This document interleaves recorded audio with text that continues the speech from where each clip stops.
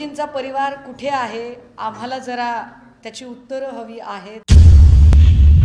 सेना उद्धव बाळासाहेब ठाकरे पक्षाच्या वतीने आयोजित आजच्या या पत्रकार परिषदेमध्ये सर्व डिजिटल तथा प्रिंट माध्यमांच्या मान्यवर प्रतिनिधींचे मनपूर्वक स्वागत आहे.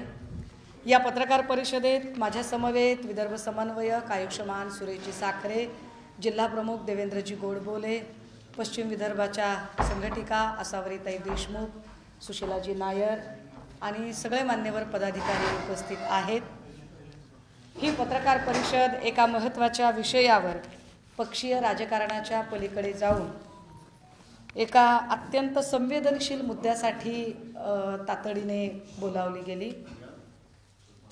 आपल्या सगळ्यांना याची कल्पना आहे की ज्या पद्धतीने एकूण राज्यभरात आणि देशभरातलं वातावरण चालू आहे, महिलांची जी हेळसांड होतीये, एकीकडे आमचे सन्माननीय पंतप्रधान मोदीजी असं सांगत आहेत की मोदी का परिवार है, मोदी की गॅरंटी है. मोदीजींचा परिवार कुठे आहे, आम्हाला जरा त्याची उत्तरं हवी आहेत. कारण ॲथलेटिक्समध्ये खेळणाऱ्या, ऑलिम्पिकमध्ये खेळणाऱ्या ज्या मावल्यांनी या देशासाठी सुवर्णपदकं मिळवली आणि ज्यांनी भाजप खासदार ब्रिजभूषण यांच्यावर लैंगिक शोषणाचे आरोप केले, काय त्या मोदीजींच्या परिवारात येत नाहीत का? कारण त्यांना न्याय मिळालेला नाही. हाथरस, उन्नाव, कठुआ इथल्या ज्या पीडिता आहेत, काय त्या मोदीजींच्या परिवारामध्ये येत नाहीत का? त्यांनाही न्याय मिळालेला नाही. मी काल वर्ध्याच्या दौऱ्यावर होते, परवा दिवशी. तेव्हा वर्ध्याच्या दौऱ्यावर काही लोक भेटायला आले होते. वर्धा बुलढाणा समृद्धी महामार्गावर जो अपघात झाला, या अपघातामध्ये 25 ते 30 लोक मृत्युमुखी पडले, ज्यांचे मृतदेहही ओळखता येत नव्हते. आणि त्यावेळेला सरकारने त्यांना 25 लाख रुपये प्रत्येकी देऊ केले होते. मात्र त्यातल्या कुणालाही 25 लाख काय 25,000ही मिळाले नाही. काय ही सगळी माणसं मोदीजींच्या परिवारामध्ये येत नाहीत का? मणिपूरमध्ये 2 मायमाऊल्यांची विवस्त्र धिंड काढली गेली. यांच्यावरही म्हणजे मोदीजींना जगभर फिरायला वेळ आहे, निवडणुकांचा प्रचार करायला वेळ आहे, परंतु काय मणिपूरच्या त्या 2 बहिणी मोदीजींच्या परिवारामध्ये येत नाहीत का? मोदीजी त्यांचा परिवार म्हणून सगळी लोक लिहित आहेत.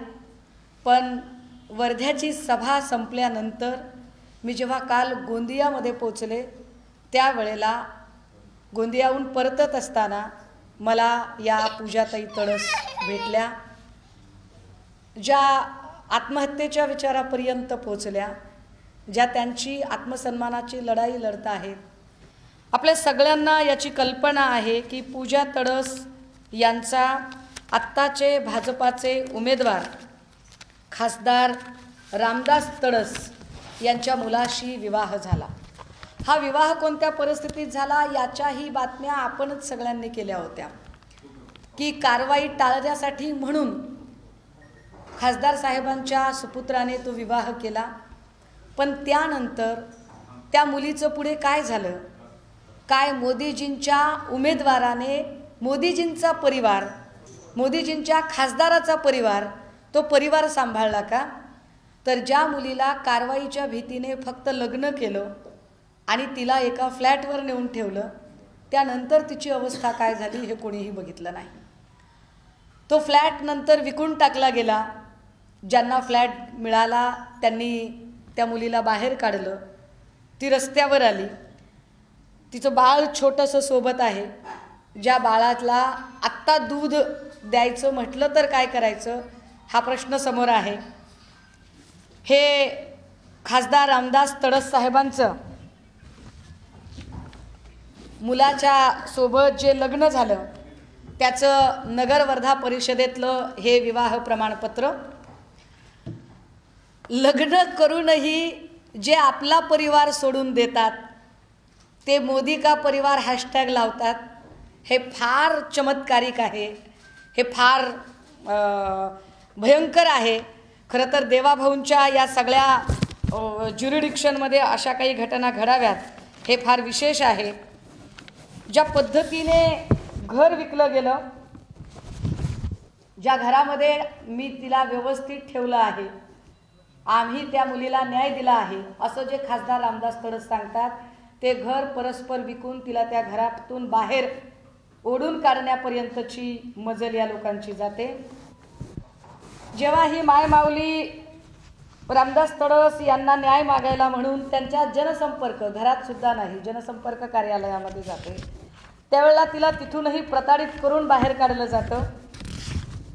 तिच्या गरोदरपणातही तिच्याकडे लक्ष दिलं जात नाही। तिचं बाळ जन्माला आल्यानंतर 2 महिने वाट बघून ती कल्पना देते की अहो मी बाळांत आहे, माझ्याकडे जरा लक्ष दिलं गेलं पाहिजे। या छायाचित्रात तिचे वडील आहेत। खासदार रामदास तडस यांनी ज्या पद्धतीने तिच्याशी वर्तणूक केली, तिच्या वडिलांच्या समोर तिच्या बाळाच्या बापाचे पुरावे मागितले, यावर त्या बोलतीलच, परंतु हे फार वाईट आहे, अपमानास्पद आहे। यामध्ये पूजा तडस यांचे वडील अगदी आत्ता या 2 महिन्यापूर्वी मृत्युमुखी पडले। मोदीचा परिवार म्हटला जातो आणि हा सगळा परिवार उद्ध्वस्त केला जातो। हा कसला मोदीचा परिवार आहे?